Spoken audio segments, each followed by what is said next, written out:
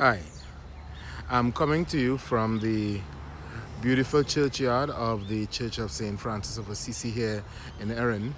And today we are looking at the Gospel of the fourth Sunday of Advent, Year A. A number of years ago, upon my return from studies in Canada, I learned that I was to be assigned to the parish of the Holy Trinity there in Arouca.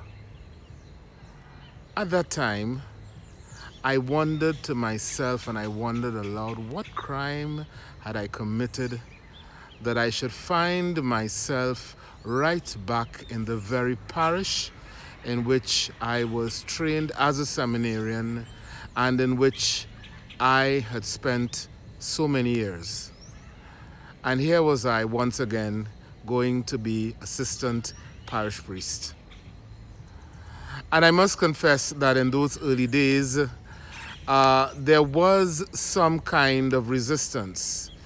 And my initial hesitation reminded me of Joseph in today's gospel reading, where St. Matthew tells us Joseph, being a man of honor and wanting to spare Mary publicity, wished to divorce her informally. Let's think about that a moment.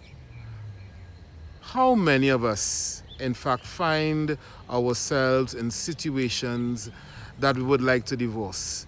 And perhaps the job in which we find ourselves is such a situation that we would like to divorce that job informally. We have not yet mentally unpacked our bags.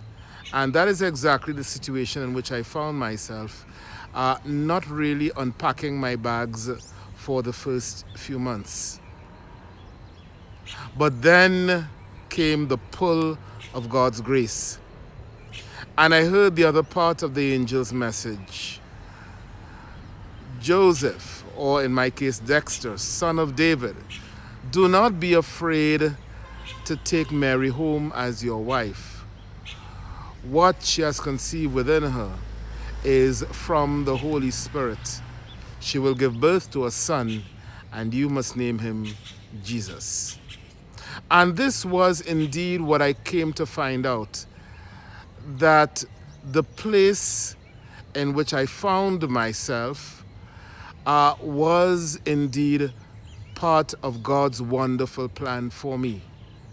And that my life would be a lot more happy, a lot freer, if I stopped looking at my assignment then as a block in my own plans, but rather God providing me with opportunities that I did not have before.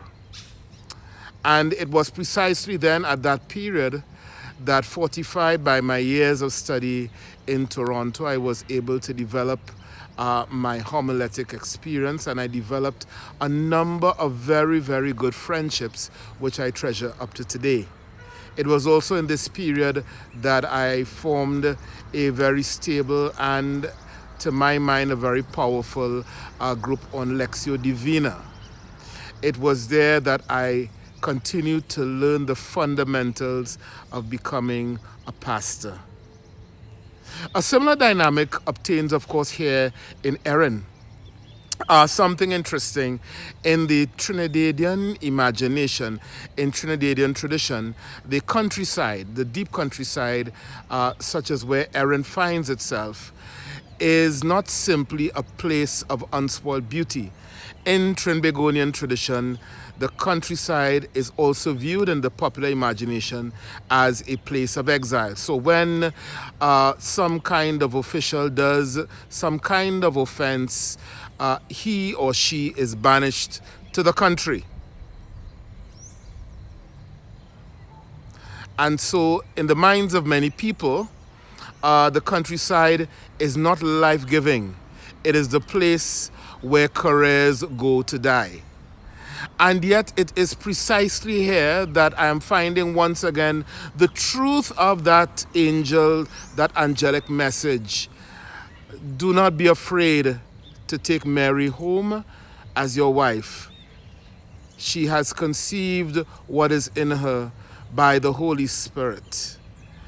And here then, I am finding once again the wonder and the beauty of the Trinidadian Catholic community. Here I am finding people who are loving, who are loyal, who are dedicated, who are brilliant, who are creative. Indeed, as pastor here in the parish of St. Francis of Assisi and its associated communities, I am finding that my role as a Christian minister is really to welcome and to protect God's work. I see myself as a minister as a bit of a farmer not so much to plant a new field, but a farmer whose duty it is to tend a field that has already been sown.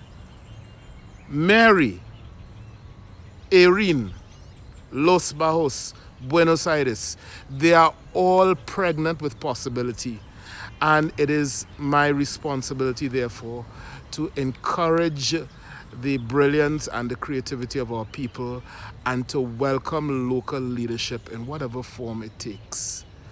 And for this mystery and being part of this mystery, I am so happy and so glad. God bless you all and have a wonderful Advent, wonderful Christmas season.